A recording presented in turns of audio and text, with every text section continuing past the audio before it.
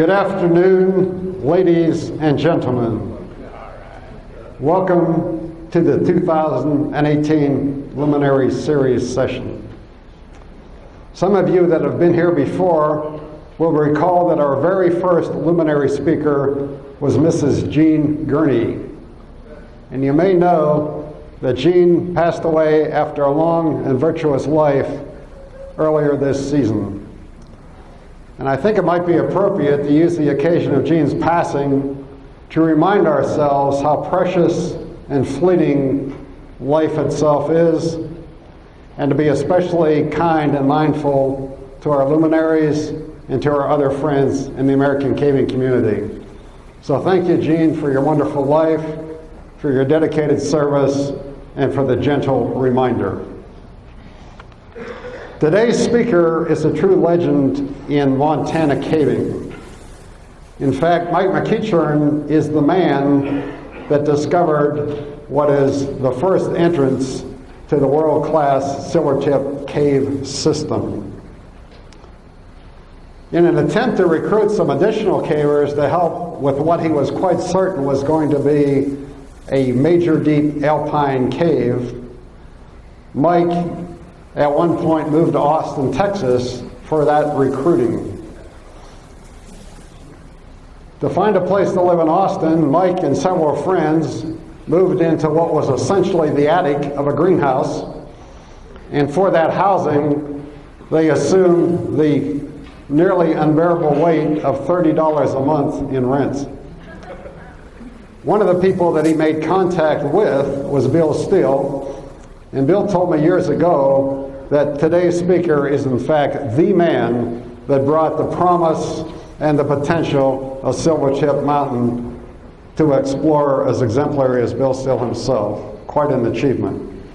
As part of his ongoing interest in caves, today's speaker is an expert on cave photography, and in particular, stereo cave photography.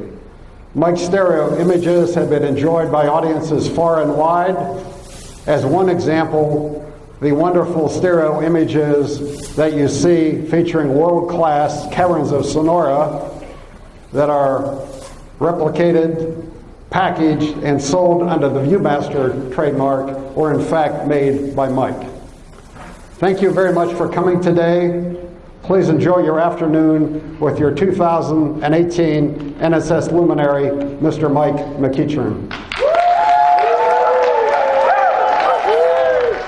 I'm very excited to be here with absolutely my most favorite people in the world, cave explorers. And this is a great honor, and thank you so much for listening to my little talk.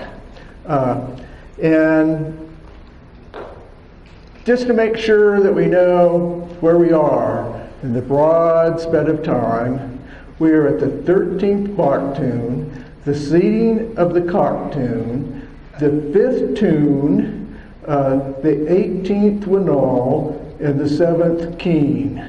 That means it's been a little over 5 years since they predicted the world was going to end. So anyway, to get on with it, this is life before caving. My grandmother is up there. She's sharing a little bit of beverage, which was very unusual for a lady in that period of time. But I think that maybe I got some of her rebellious genes. And I was born a rebel. I was born in Andalusia, Alabama in 1943. But my dad had restless feet. He liked to travel and see things. So by the time I went into school, I was on the sunny shores of California. And my first trip to Montana was in the early 50s when I went up there with my parents and my uncle and my aunt. So you can see me there on my first Montana trip. And then in the other corner of the lower corner of the photograph, you can see my first self-photograph. My real adventure began in 1963, or 1962, when I saw Bill Halliday's book, Adventures Underground, in the college library. And that changed my life. It also changed my friends. You know, you say, oh, let's go caving. And they say, are you nuts? And, you know, one day I was walking into the cafeteria and, you know, looking for a place to eat lunch, and there was an empty spot next to this guy and a couple of blonde girls, so that seemed like a good choice. And that's where I met Ron Ralph, who would be my earliest cave companion. And asking around, we heard about this cave called Robber's Roost, but it was vertical. So again, going to the library, we got the latest information on how you could safely explore a cave. And so armed with this, we went to this little limestone pinnacle, and we had made ourselves a nice set of prusiks, but anyway, we rappelled into this cave, and it really wasn't very big. You know, we wandered around a little bit in this sort of single room and about a 30-foot drop, and so, well, there's not much here, let's go out. And then we realized we had left the prusik springs at the entrance. So what we ended up doing is we took our carbide light, which we'd already figured out that's the right thing for a caver to use, and we burned off the end of the rope. And this was a, you know, big 1-inch manila rope, and it was made of 3 strands, so we could unravel the strands, reconstruct prusik loops, and get out. Another early adventure was another little limestone pinnacle in one of these straight up and down California foothills geography that are quite common. And by then I had graduated to using a rope ladder of my own design. It was made from nylon strap and garden hose. And it actually looked very good, and I even wrote up a little article for it in the Valley Caver.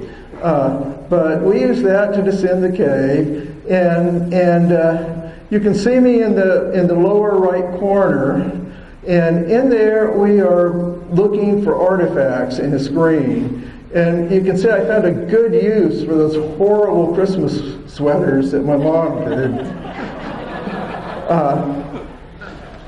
But that turned out to be quite a find. There was perishable artifacts, including accords, feathers, which is pretty unusual. We had shell beads, we had abalone ornaments, we had bone tools, we had stone artifacts. One which is very interesting. These little guys right here are stone pipes, and they are used by Indian shaman to suck bad spirits out of your body that's causing disease. And they were made out of limestone. Anyway, this is my very first cave map that Ron Ralph and I made. We had learned how to make it from Tom Rohr, who volunteered to map Pinnacle Point Cave for Sacramento State College that was doing the excavations. And Tom liked to do really precise surveys, but he did have a few sort of strange things, which as cavers are used to, you know, a little bit of strangeness. But sometimes when he was surveying, he would just go, bats, bats, bats, bats, bats. And sometimes he would say, pussy, pussy, pussy, meow. And when he was especially upset, he would say bad words. So, anyway, Tom was one of the few NSS cavers we really knew that was sort of in our area and that we'd sort of been with a little bit. So when we went to our very first California regional, we were anxious to be around Tom. So, these other cavers had realized that, maybe we have a little gravitas. So anyway, we waited and waited for him to, come in that Friday evening, and, we drank a few beers and so on and so forth. And by sometime after midnight, he hadn't shown up yet, and we gave up the ghost. And anyway, when I woke up in the morning, I looked out, and there was Tom Rohr's red Jeep. And he was sacked out on the ground, right next to it, in his blue money bag. And it was fairly cold, and so he only had like his ear sticking out of the bag. So I went over there, snuck over there, got up close, and I whispered into his ears, "Bats, bats, bats, bats, bats." No reaction. So I tried it a little bit louder. "Pussy, pussy, pussy, meow." Still no reaction. So then I said the bad words. He slowly turned and looked at me, and I had never seen that person before in my life.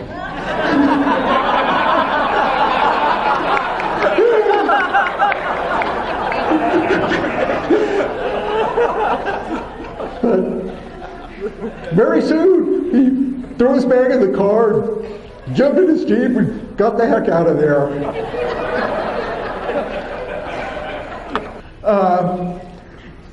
So anyway, not just getting dirty caving, another great way to get dirty is doing archaeology. And so after having found this site, I decided archaeology is what I was want to do. And this is the third excavation that I was on, or the fourth excavation I was on, and the hat right there, the white hat right there, that's Jerry Johnson. He's another NSS member, and this is me inside of a little Indian sweat cave that was put out in Cave Note. So I really got into the archaeology soon. The first grotto that I was in, and here's a grotto t-shirt, was the Mother Lode grotto. And the first trip that I ever went on to McLean's Cave, which had been organized by somebody else, they took along a newspaper reporter. And so you can see, like a man from Mars, McEachern peers through one of the grotesque formations abound in the cave. They didn't seem grotesque to me. I actually sort of liked them. And in the lower left, you can see my hot rod 49 Ford, or my 49 Plymouth. Also in that picture, you can see Bill Roloff's Volkswagen. And Bill Roloff was famous as the guy that invented the Mother Lode ascender, or also known as the Roloff ascender. I've only got one left of my pair now. I donated one to an auction. Another time, we went to Lost Soldiers Cave, and we managed to get pretty darn lost. In fact, we went to one room so many times that we started calling it the Ring Around the Rock room. And that's when I discovered that, when you've been lost long enough and you see something you recognize, you really don't know if you saw it before or after you got lost. I did get to do some archaeology at Pyramid Lake with the Paiute Indians, and so I took a grotto trip to a tufa cave at Pyramid Lake, and so here are some of the grotto members, and you can see below it, you can see this little rock altar, and that was used by Paiutes that were a member of the Peyote Cole to have their ceremonies. And you can also see that tufa caves are very pleasant crawling. And then the first NSS Convention I went to was in 1966. And we went to Church Cave, we saw the golf ball. And I have a little story about that, but you can ask me about it later. Another nice cave was Cave City Cave. But Cave City Cave had been known historically for a long time and had been quite trashed. But there was one very, very tight crack that was full of mud that you could squeeze through and get to this really beautiful chamber. So anyway, in the bottom you can see us after having squeezed into this chamber. Well, one of the people there, the person on the right, Mark Grady, had to leave early for his job, and so he took off. And about a half an hour later, the rest of us, headed out the crack. And one by one, we managed to stick our carbo lights into the mud and knock off the light. So we ended up on the other side of this crack, with everything absolutely covered with mud. You could hardly work a buckle. You were afraid if you got anything out of your pack, you would immediately turn it to mud, let alone be able to try to strike a match and light a candle. So we're sort of sitting there in the dark, and we see a little light off in the distance. And we yell, and it's Mark, and he had gotten lost in his way out of the cave. And so he came there with his flashlight, and we were able to see well enough to be able to restart all our lights. And I ended up doing a master's degree in anthropology on mortuary caves of the Mother Lode. And my degree is signed by Ronald Reagan. So I didn't know if I would get, booze for that or not, but... And after that, I got a research assistantship at the University of Alberta in Edmonton, and looking for evidence of early man in the Rocky Mountains, and I conducted excavations at a cave at Eagle Cave in Crowsnest Pass, and that was the same time that Derek Ford was working up there with his students. So I was lucky enough to go on to the very first trip into some of the caves up there. And here are a few of the local caves that are really nice. This is Coulthard Cave. You can see this from Coleman, and it's a huge hole in the top of the mountain, and it actually ends in a block of ice. Another really pretty cave was Plateau Mountain Ice Cave. And here's the Ptolemy Plateau. And here's the Andy Good Plateau, who I was on the very first trip to. And in that day, they found a Yorkshire pot and Mendips cave. And the part that I was looking at, if I would have gone about 1,000 feet further, I would have been the first one to see the entrance to Gigantua. But that didn't work out. But we did do a very exciting trip into Mendips Cave, and in there is Jerry Ayers and John and one of the Canadian cavers, Harvey, and we got down maybe 300 or 400 feet. I managed to get drenched in a waterfall while watching the waterfall fall 100 feet into this massive room below. And I barely got out with hypothermia, and maybe other gear might be appropriate. I returned to California, where I worked in various archaeological sites, including spending over a month working in Samuel Cave, and then went on an extended trip to Mexico and Guatemala and visited classic sites like the Pyramid of the Sun, which I think most of you know has a cave underneath it. And on that trip, I mapped a couple of caves. One of them was Santo Domingo de Patapa, and amazingly, that cave had a chamber in it that at one time had been totally sealed.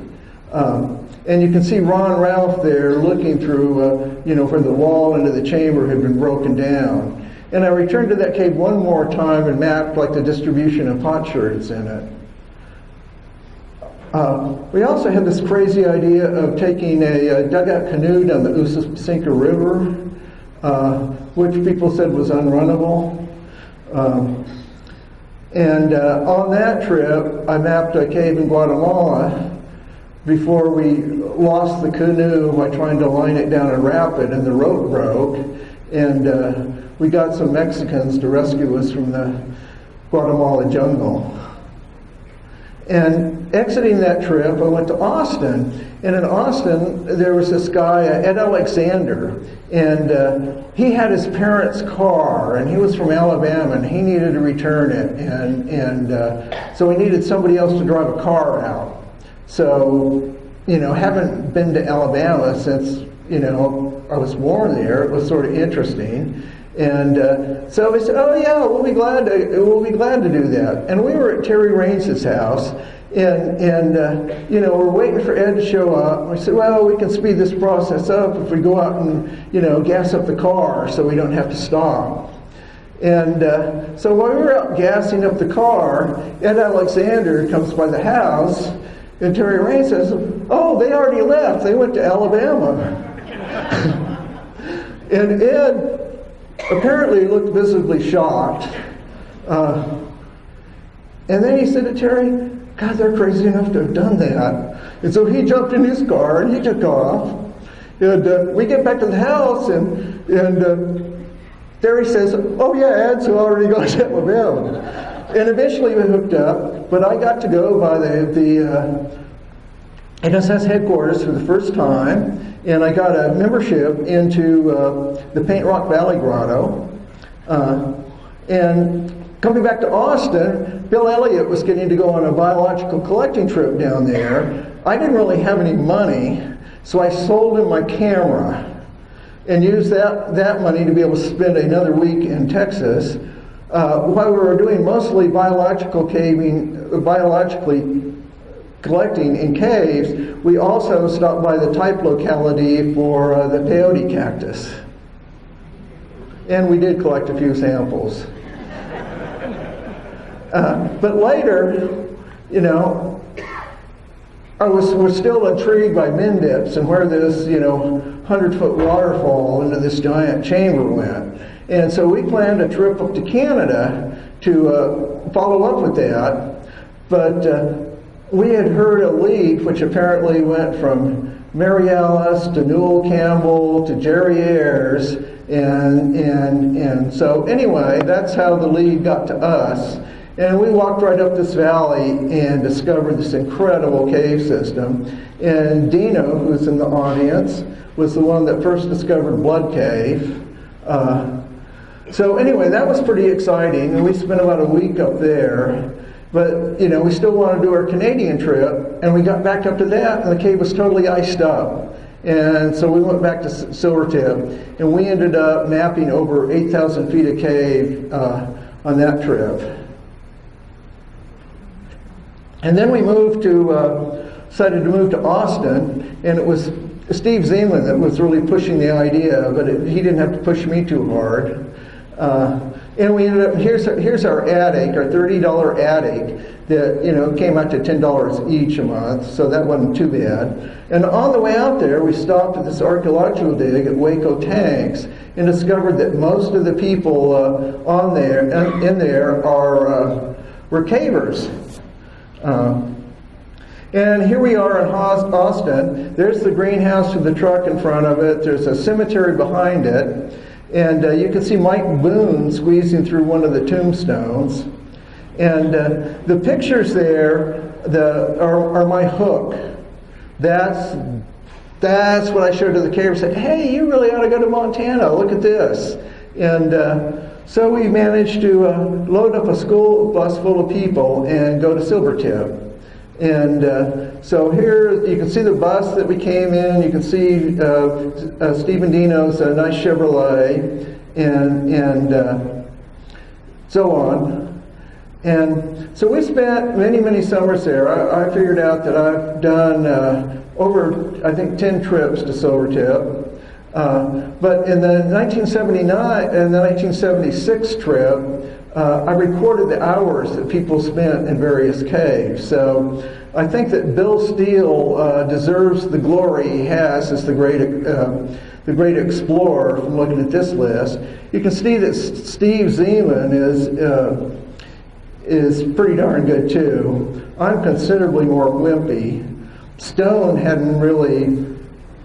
didn't really get to full steam in these tiny alpine caves. Preston Forsythe did well. Thomas Moore did well. Palmer barely squeezes on the top 7 list with only 39 hours.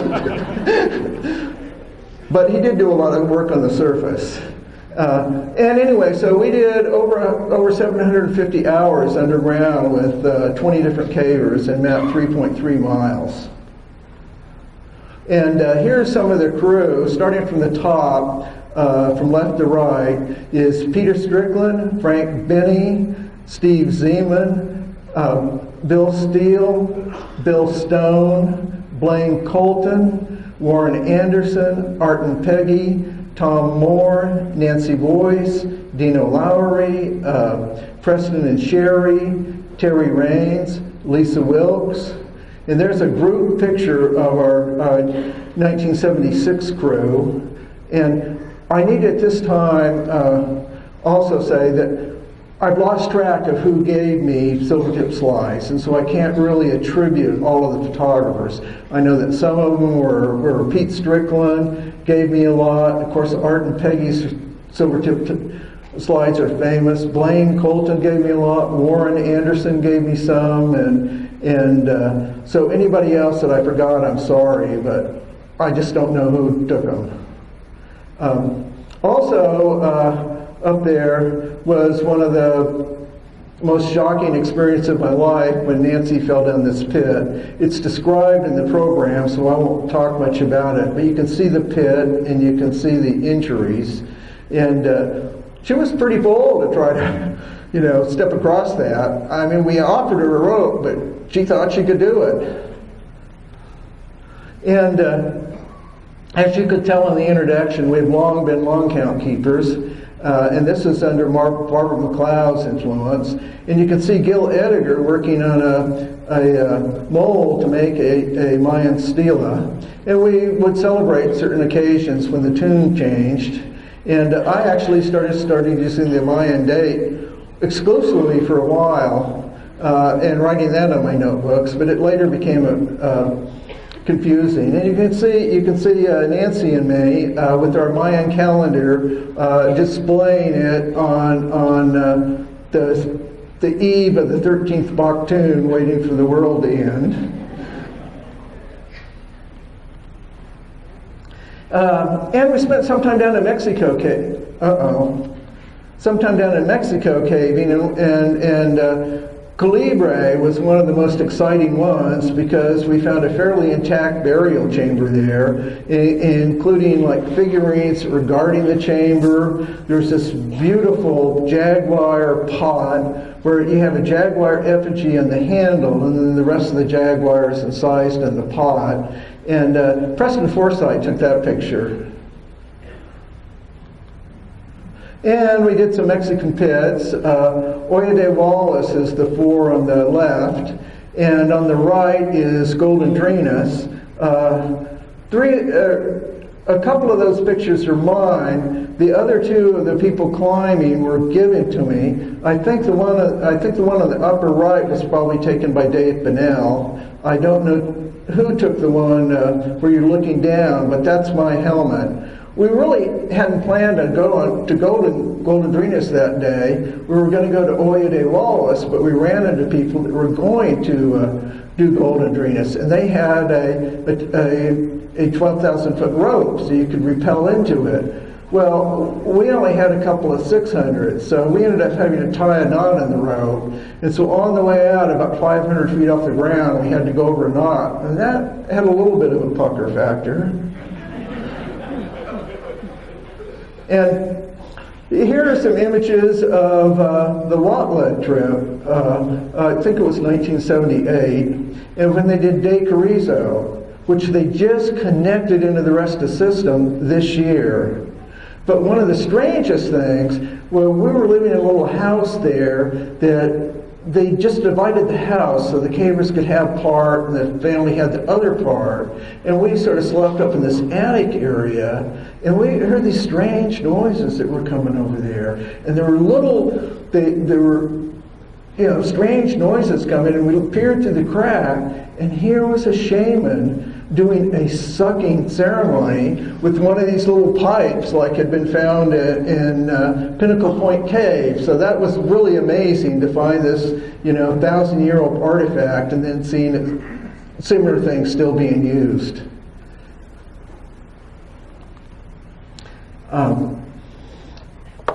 I did some research at the New Melones Reservoir when it was being put in. You can see our staff car, and going from one edge to the other, you can see Steve Wintereth who owned the car, Dave Cowan, Don Broussard, Jonathan Davis,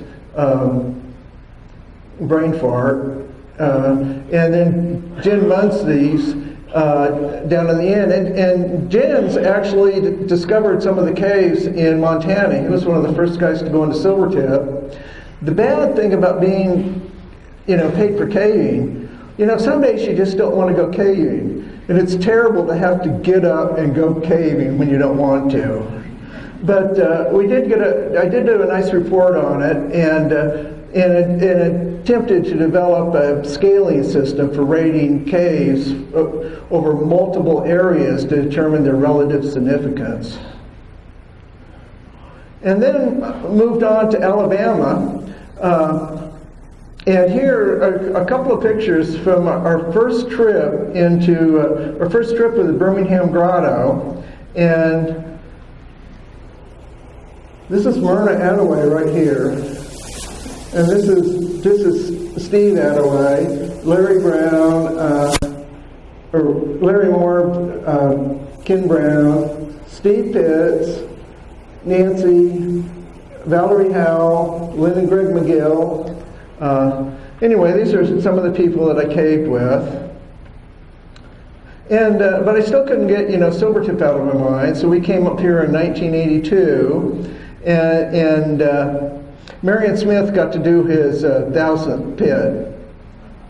And he bugged us all around camp every day. Oh, get up early in the morning. Oh, let's go to a pit. Let's go to a pit. Let's go to a pit. He finally did his 1,000th pit. And we think, thank God, it's over. Early the next morning, he started tromping around. Okay, let's go find another pit and do it. So he never could shake the habit. We also mapped Clone Cave, or Sardine Cave. And you can see I'm still doing stuff in Mayan writing, but now I have managed to plug in the American calendar just to make things easier. Now, one thing about tag is you have to be very, very secret about what you're doing. So, when you go to a grotto meeting, you say, "Oh, I haven't been doing much caving." After a while, they sort of get onto it, but you can stall them for a long time to avoid being scooped. And Iron Hoop was really an interesting cave. The lead came to the Alabama Cave Survey by some novices who had been to this cave that had already been reported by Marion Smith, but they found a way to some breakdown, and it seemed like it continued. And they said, "Oh yeah, it was okay. I went up there and looked at it," and so we did. And we could see their tracks and stuff in the cave. And we saw this low passage that had some water coming through it that didn't have any footprints. So that's where I wanted to go. And so we went down this to a ways, and it was in the middle of winter, and there was it was pretty wet. And here was a pretty good pool you had to go through. And I cut my hand. I really don't want to get it wet going through this pool. And the other people that they just didn't want to do it. They said, "Well, you go ahead." So I did, and it was like a duck walk. And so, like, you know, I'm just duck walking around like this, and every time once in a while, I like push my head up to see if the ceiling had gone up. And I'm doing it, and I'm doing it, and I'm doing it, and I'm doing it. And, you know, finally I raised my head like this, and there is a Carlsbad-sized formation right in front of me. And I got very excited. But, you know, I really didn't want to let on.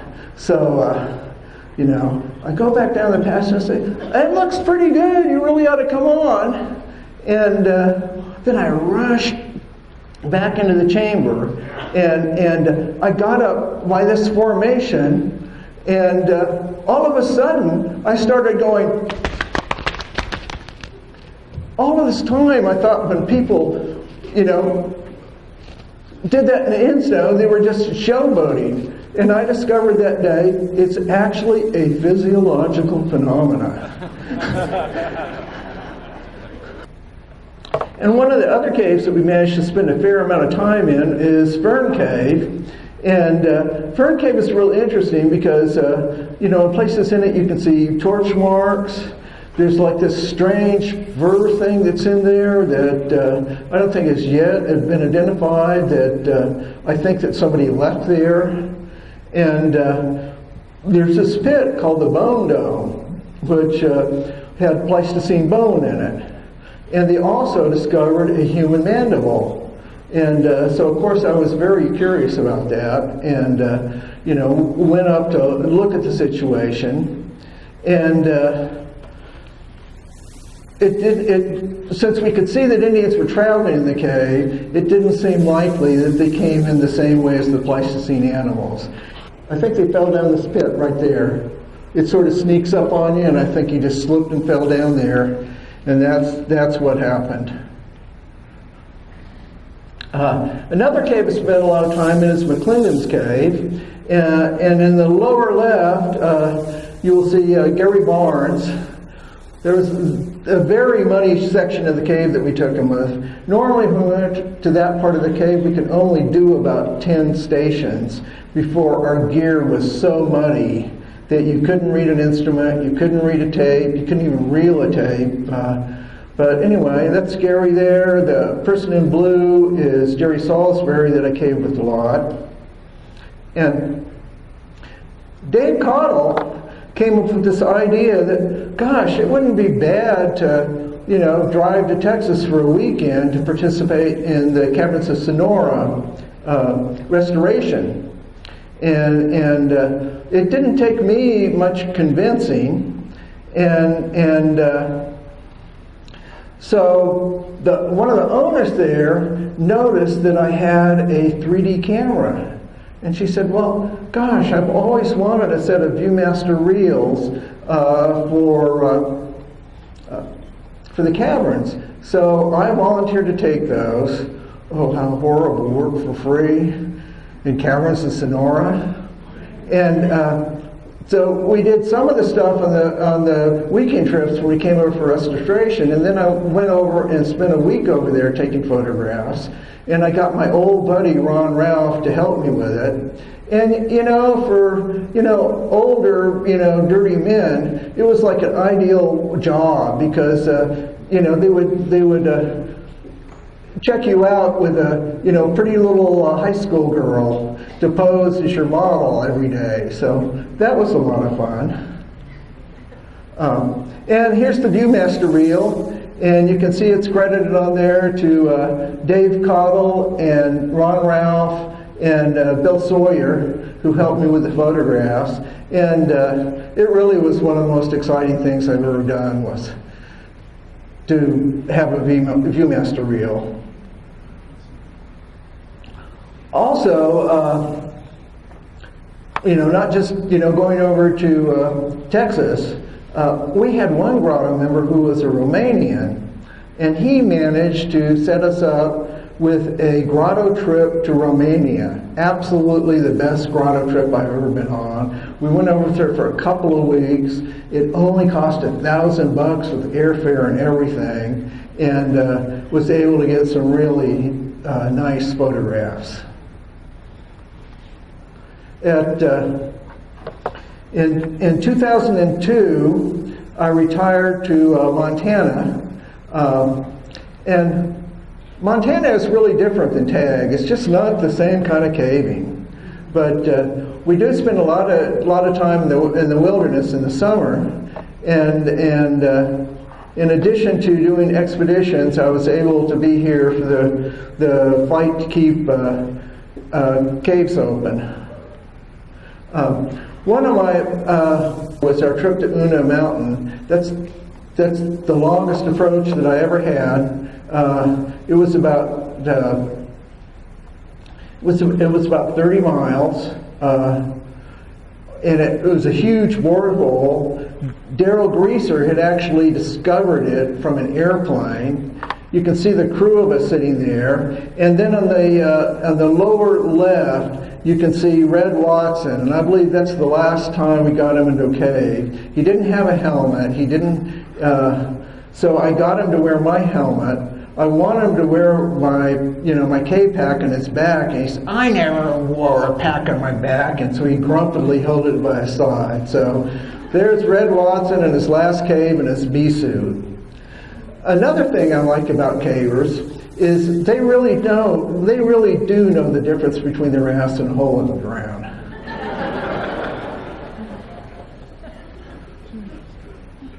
Another place that we discovered, and Ron Zerber wanted to go up and look along Slate Goat Mountain. And so I started Googling around, and after a while I managed to spot what looked like a couple of pits on a ridge over from there called, which is called Grizzly Gulch. And so here's a couple of pictures of that. And we found a nice cave there that we call 30G, 30 Geezers. And you can see you can see some of the geezers down there. These are mostly old-time Montana cavers with a few young offspring thrown in. And so that was really an exciting trip. Also got to go to other areas like Green Fork Falls and more trips to Silvertip. I also got to re-photograph images that were taken by Norman Forsythe in Lewis and Clark Caverns. And that was quite a bit of fun because it gave us access to the cave that are off the cave tours. And we managed to find most of the localities where he shot photographs, but not all. And then they closed the caves in Colorado. And they started talking about closing, maybe they would close the caves in Montana. And I really didn't think that was a good idea. And it just happened that this newspaper reporter called me about the time I was learning about this, and Rob Cheney. And so I told him, God, the Forest Service is going to close all the caves in Montana. And so, bing, it pops up in the paper. And my background was such that, I had a few clues how to do it. They were saying, we're going to close all the caves because bats are in caves, and so all caves are significant. Well, we had fought for the passing of the cave bill, and we know that all caves are not significant. That's in the definition. They can't say everything is significant. They have to say which ones are significant. And then they said, well, this is an emergency closure. And so I said, they've had this disease for 5 years. It's been spreading slowly across the country. You've known about this for 5 years, and now you're telling me it's an emergency. And so we got this stuff in the paper, and so we were able to pressure them in the emergency closure to get them to have public comments. And so the Forest Service opened things up for public comment, and they didn't get very many good comments. And so that put pressure on them. So eventually the decision was come to not close the caves. And there were a lot of very brave wildlife managers that stood up and supported the cavers over their peers in the wildlife industry. So they really put their careers on the line so Montana could stay open to recreational cavers, and we could try to get the message out on clean caving and decontamination procedures, and just make the public aware of what they could do to make the situations with the bats better. So this has been an ongoing and wonderful relationship with managers that we have here. And the final place I got to dig was in Natural Trap, that our grotto sponsored the rope work in the caves, and so I got to go and dig. I brought my own trowel, and Ian Chetten took a picture of me in the trowel. You can see in the lower corner, and I have some of the Natural Traps photos in stereo views that you can come and see in the Montana room. And so now I think I will try to wrap up here with one more image. And for any of you young explorers out here, here is a lead. I don't think I'm going to get to this one, so I don't mind giving it away. This is Silvertip Mountain is up here. That's the little green thing there. This is Limestone Peak, and this is where I think the entrance to the cave is.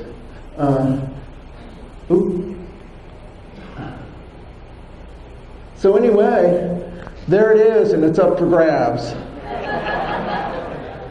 So, are there any questions? What are we going to name it? Whoever finds it gets to name it.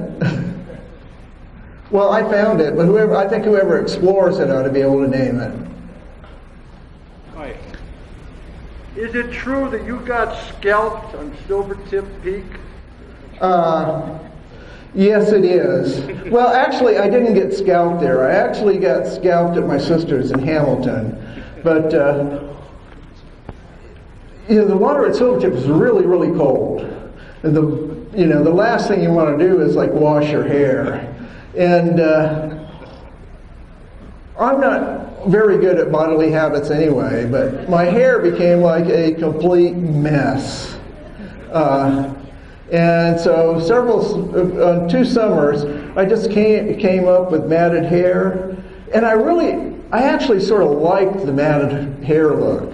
In terms of people not bothering you, if you have matted hair, people will leave you alone. But later I found out that if you have matted hair, it's a real symbol of mental illness. The police can actually take and lock you up and put you in an institution without your permission. So I gave up on that look. But yeah, I would go by my sister's, and she would clip off these big mats. And so I still have a couple of them. One year I tried to get the Zippy the Pinhead look, where I pulled all my hair straight up. Anyway, I have these hair mats, and one time in Austin, in Halloween, somebody borrowed my hair and used it as a costume. So anyway, yeah, that's the being scalped story. Mike, do you know how many Montana caves you photographed? No. I think Mike has photographed more Montana caves than anyone else. He's the prolific Montana cave. Mike, would you tell the story about Mike Boone coming in to... Oh, yes, I wanted to tell that story, and I was afraid I wouldn't have enough time. But I did, so that's why I did show that Boone photograph. But when I was up in Canada working in my archaeology lab, I came in one morning, and the lab manager says, "There's somebody in your office." What's that mean? And so I go to my office, and there's this rather disabled, dirty guy sitting in a chair in my office, and his pants are split in the crotch, and his balls are actually hanging on the chair.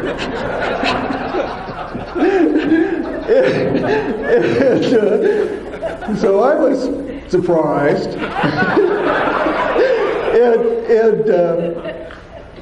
So anyway, it turns out that one of Derek Ford's students that had graduated was teaching there at the University of Alberta. So he was one of the early ASS members, Alberta Speleological Society. But he wanted to keep up good relationships with Derek Ford, so he was afraid to help Mike Boone. So he sent him to me. And what Mike Boone had done is he had gone up and soloed Castleguard Cave, living off the stashes that Derek Ford had put into the cave to support him in case the cave flooded. So he not only scooped their lead, but he ate all their food.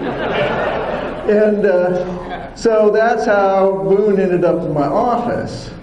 And I was married at the time to my first wife, who was in one of the Cave City pictures. But, so I call her, and she was working, I call her and say, "Oh, we got this guy that's going to, needs a place to stay and so on that I'll be bringing home from the university," sort of to give her a heads up. And so she planned ahead, and she stopped by the store, and she got all the ingredients to make a real nice beef stew.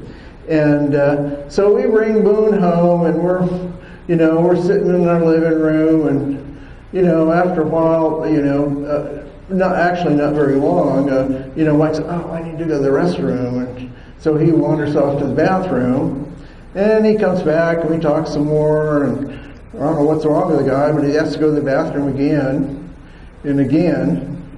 But finally the stew had cooked, and we sat down to eat dinner, and there was not any meat in the stew.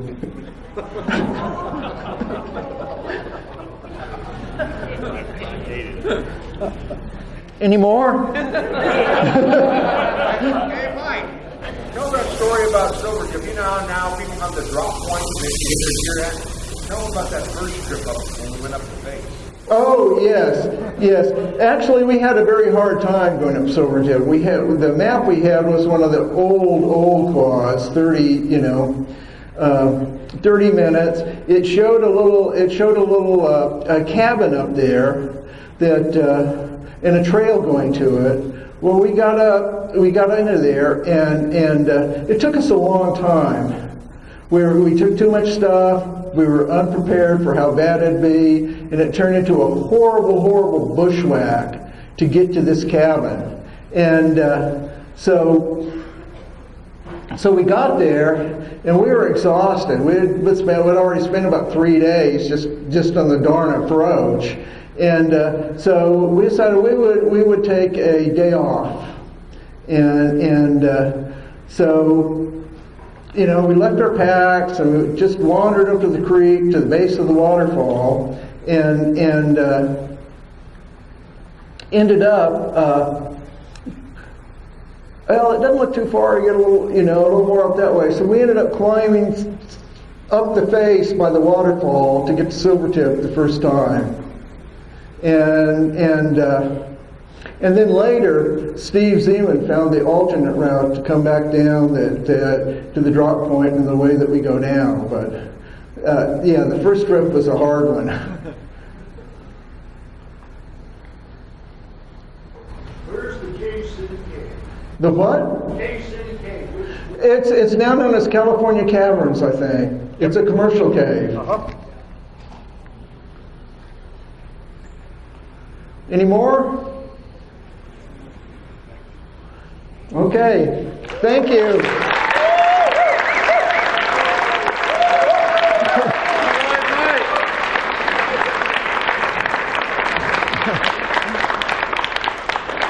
Thank you, Mike. Appreciate the wonderful talk.